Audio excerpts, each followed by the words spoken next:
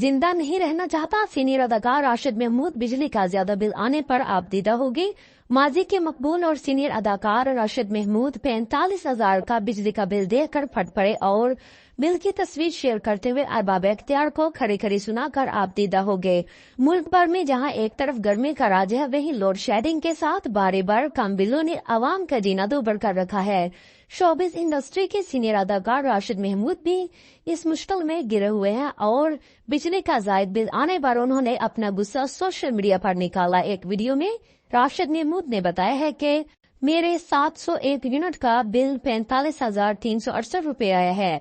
मैं 4 मरतबा heart attack के बावजूद अल्लाह के करम से जिंदा हूँ, लेकिन आज सोचता हूँ कि मेरे अल्लाह मुझे क्यों बचाया। मैंने सारी जिंदगी इस मुल्क की नहायत ईमानदारी के साथ खिदमत की। हमारे कामों के बायस यहाँ अरबों रुपया इकट्ठा हुए, लेकिन पिछले कई सालों से लाहौर में हमारे लिए कोई काम नहीं। अब मैं 45,000 बिजली के बिल की अदायगी कैसे कहूँ, पैसे कहाँ से लाऊं। सीनियर अदाकार ने आपदीदा होते हुए कहा है कि मेरे पाक परवरदिगार में एक गलत मुल्क में पैदा हुआ, हमने जिंदगी रब के खौफ से गुजारी, क्या यही हमारा कसूर है। मेरे मालिक मुझे उठा ले, मैं जिंदा नहीं रहना चाहता। मैं बाहर जाकर बहुत कुछ सीख सकता था, लेकिन मैं नहीं गया।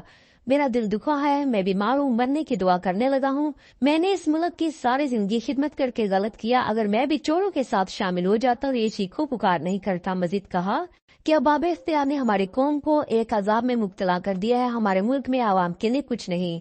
ये सारी जमातें एक जैसी हैं, सब अपने लिए कर रहे हैं, आवाम के लिए कुछ नहीं करता कोई।